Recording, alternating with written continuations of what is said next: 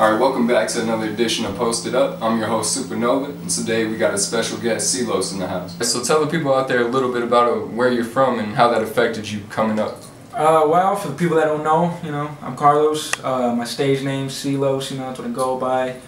I'm from a little town, man. It's like I don't like to grow. It's called Fort Lupton, like right in the middle of Greeley and Denver, Longmont, and whatever the hell's out east, you know what I'm saying? Oh yeah, so what inspired you to get into the music? No, that's actually a funny story. It was my cousin, and he was locked up, and he wrote a letter to my uncle saying, he's like, hey man, you should buy some fucking studio stuff, man, I'm gonna get recorded, I'm gonna send my shit out to record labels and everything, and my uncle was just laughing about it.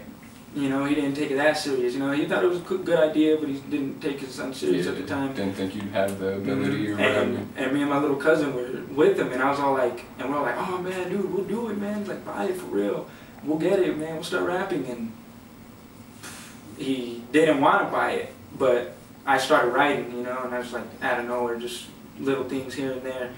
Eventually put a song together, and he liked what I was doing. He bought me some stuff, and just started working from there. I started listening to a bunch of different types of music and stuff, and on the hip hop side, a bunch of different artists and stuff, So. That's tight. So your uncle kind of like pushed you to give. Oh no, yeah, he's pretty much like the main reason that I actually started it up. He gave me that influence to be like, hey, you do this, and I'll give you this, and I was like, alright, well then let's get it, So I did my first track. I made him a track, and he loved it. He paid me for it. We got it recorded, and ever since then I just started doing it, pushed my shit in school and everything. Hell yeah. Yeah, I remember last time I was in the studio with you, you did a song about your uncle, and I thought that was really interesting. I was just wondering if you wanted to like expand on that, or just talk a little bit about his story. Yeah, he was a drug dealer out here, so it was crazy the way everything happened, what I'm saying? Because it was like cool. We used to chill with him all the time. He was like our best friend. Did you like know, or it was just kind of like behind the door? Nah, we knew. We didn't pay much attention to it, but I mean, like, he was a flashy kind of drug dealer. You know what I'm saying? He bought cars, bought fucking house. He has 6. I say it in the song, 6 houses, 5 cars, like 5 cars that he drives. That's it. You know what I'm saying? He still has other like. He's got a classic Gran Torino and everything just sitting outside, just like wasting away. He's got a Mustang at a shop right now. He's just got a bunch of stuff everywhere, you know what I'm saying? And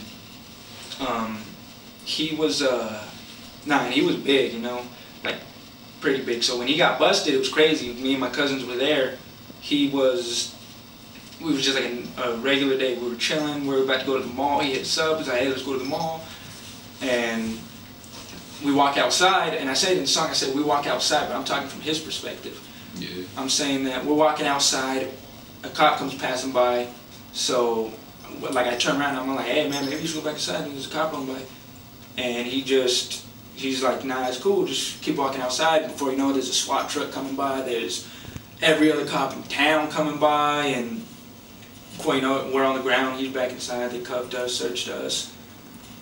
He comes outside like 5 minutes later, cuff him, put him back in the truck, and just went through his court dates. Took him a year just to get sentenced, and he got some time. He got like 48 years, so it was a big thing to happen out of nowhere. You know what I'm saying? Because he was like a little bit. He was like a foundation of the family. You know what I'm saying? He went and he would get these barbecues started up for the family and parties or whatever, and he wanted to, like, we'll go out and do stuff because of him and stuff. He had like a boat that we'll go out and hit the lake and shit. And that's crazy. so so it switched up a little bit since he got busted, but we're still cool, keeping it together, visiting as much as I can, and That's the story, man. Like, after that happened, did that push you to go harder? And oh no, yeah, it did, because when he first went in, I thought I was all good, you know what I'm saying? I was making these songs, and every time he called, I'd be like, oh man, you need to check out. It's like, I wish you could check out this song, dude. It's like, this song is dope, and they weren't at the time. I mean, like, the quality was alright. I was just recording out of my crib, This is what he bought me. Yeah. So I was just recording out of my crib. It was just what I can do. It wasn't the best quality. But I've had a couple talks with him where he wants to push my music more.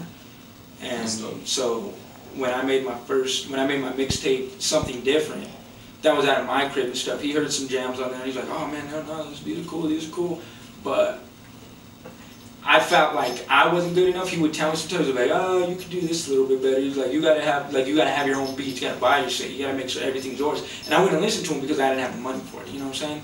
You're just like, whatever. Yeah, I'm just like, I'll get the beats, I'll make the mixtape, I won't sell it, you know what I'm saying? I'll just try to keep it cool, for free.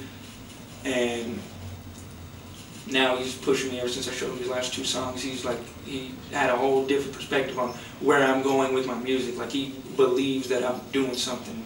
I'm not gonna say the local scene, but I would say like Colorado as a whole, like where you see it going. For Colorado, I think it's on a good run. You know what I'm saying? Like with Trevorich and Prees and Black Pegasus, all these people that are up there already. You know what I'm saying? They're giving us a good face. Exposure. You know what I'm saying? Yeah. They're making us look good and stuff. I don't know if there's a lot of beef going on with the more local people and stuff. I don't know, because I'm way out here. I'm not even in Denver, so I don't know a bunch of stuff that's going on. Whatever I see is just off of like social media and stuff. So yeah, that's why I try to get out there as much. I try to get to the studio as much as I can. I told myself that I wanted to get when I first heard of Prees and Trevorich and AP and all them.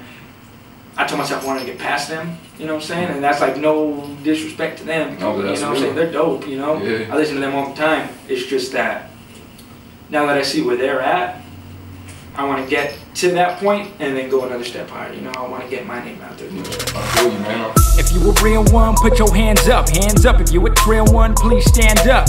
Cause real recognize real, yeah, that's the deal. Real recognize real, better recognize. If you a real one, put your hands up.